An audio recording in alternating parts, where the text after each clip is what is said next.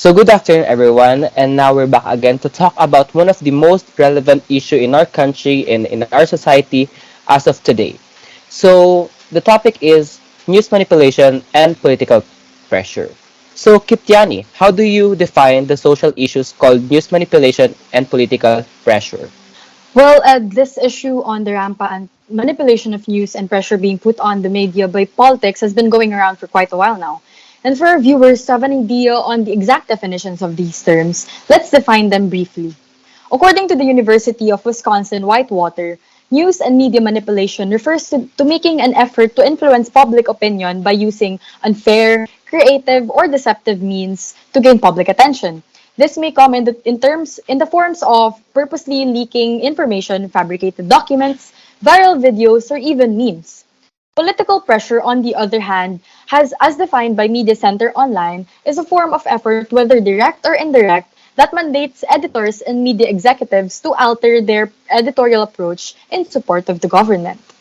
Thank you for that wonderful insights, Miss Kiptiani. So, to move on with the question number two, in your perspective or in our perspective, is this kind of action often seen in our country? For me, yes. The recent death of Percy Lapid is one of the pressure that puts on the media.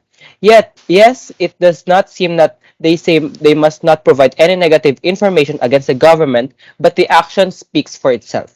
How journalists or media inform the nation if they are doing something against the media, based on the article Reyes 2022, JP Soriano from GMA News visited by cops or police authorities unannounced, and that is one of the proof that somehow this administration is threatened on what the media could address about them.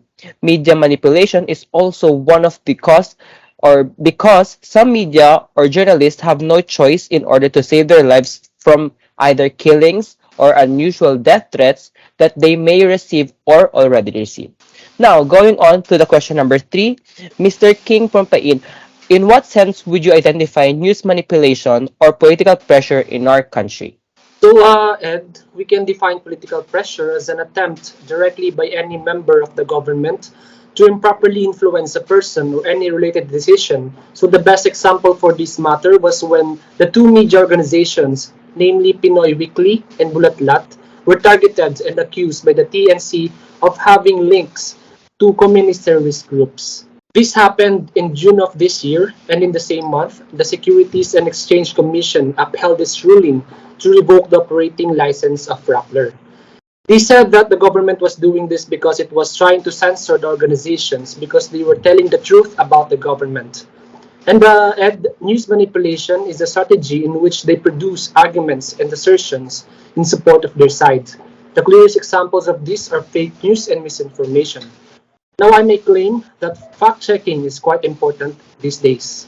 Thank you for that wonderful insights, Mr. Ponpain, and I think that is very informative. Now, going on for the question number four, in order to kill this social issue, what types of solution, Patricia Palaganas, in your opinion, should we do?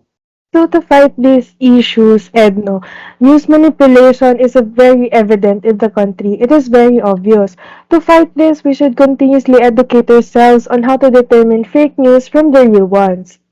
Fake news is everywhere, and if you don't know how to determine truth from what's fake, it would be really easy to manipulate you into believing that the things you see on social media or on the internet in general are true. One thing that could help us is media and information literacy.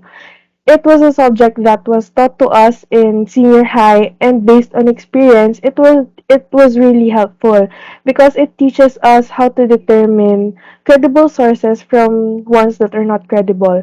The same goes with political pressure.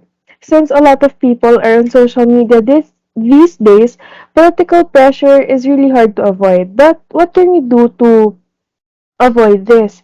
According to Boston University, one of the things that we can do to avoid this is to take a step back from social media and carefully assess the information that you have read or seen. So always be careful of the information you obtain from the internet. Okay, thank you for that, Miss Palaganas. Now, Stephanie, what will be your contribution in order to assess this social issue as a citizen of this country?